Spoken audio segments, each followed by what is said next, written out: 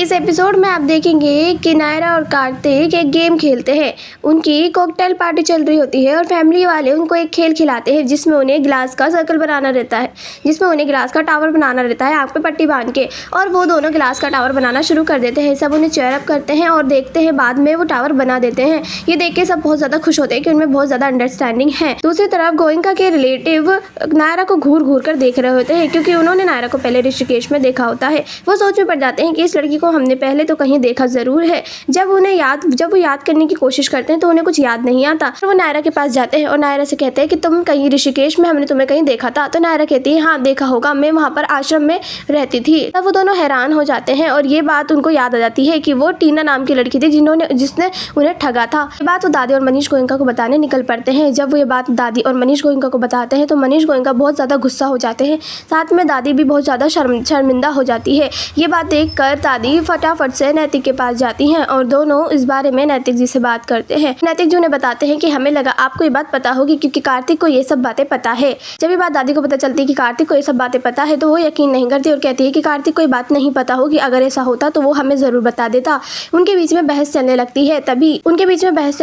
तभी कार्तिक और नायरा पीछे से आके उन्हें देख लेते हैं। कार्तिक को ये पता चल जाता है कि नायरा ऋषिकेश में इस तरह से पली बड़ी है। ये सुनकर कार्तिक बहुत ज़्यादा गुस्सा होता है क्योंकि कार्तिक को इस बारे में कुछ भी पता नहीं होता है नायरा किस वजह से घर छोड़कर भाग गई थी। जब ये बात कार्तिक को पता चलती है तो वो नायरा से नाराज हो जाता है और पार्टी छोड़ के बाहर चला जाता है। इसके बाद दूसरा दिन दिखाया जाता है जहाँ पे गोयनका हाउस में सब गेट टुगेदर कर रहे होते हैं। वही अचानक से कुछ रिपोर्टर दस्तक देते हैं दरवाजे पर। जैसे ही रिपोर्टर्स अंदर आते हैं वो बताते हैं कि वो कार्तिक गोयनका का इंटरव्यू लेने आए हैं, लेकिन मनीष उन्हें मना कर देता है कि उन्होंने अपॉइंटमेंट नहीं ली है और वो अभी इंटरव्यू नहीं ले सकते। ये सुन के वो रिपोर्टर्स थोड़ा दुखी हो जाते हैं और वहाँ से जाने लगते हैं। लेकिन जैसे ही वो वहाँ से जाने लगते हैं कार्तिक उन्हें वहाँ आकर रोक लेता है और कहता है कि इन्हें मैंने ही बुलाया है इंटरव्यू के लिए, और इंटरव्यू शुरू हो जाता है। जैसे ही वो रिपोर्टर्स उनका इंटरव्यू लेना शुरू करते हैं तो वो कार्तिक के पास को खदेड़ने लगते हैं और कहते हैं कि कार्तिक काफ़ी महीनों से घर से बाहर था, तो इस बारे में क्या आप लोग कुछ कहना चाहते हैं? वो कहाँ था, कैसे था और क्या कर रहा था इतने सालों तक? ये बात सुन के मनीष गोयनका और दादी को गुस्सा आ जाता है और वो उन रिपोर्टर्स पे अपना गुस्सा निकालना शुरू कर देते हैं और कहते हैं कि कोई किसी शख्स के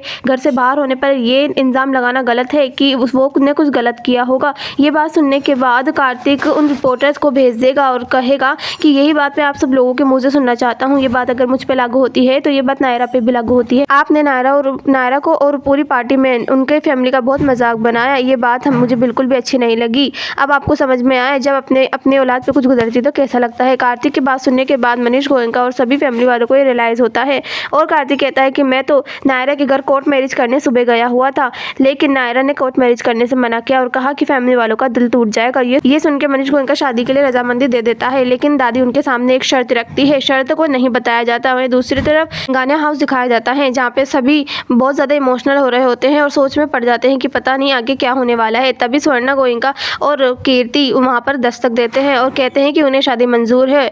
ये सब सुनने के बाद वो सब थोड़े से हैरान हो जाते हैं और कहते हैं कि दादी मान गई।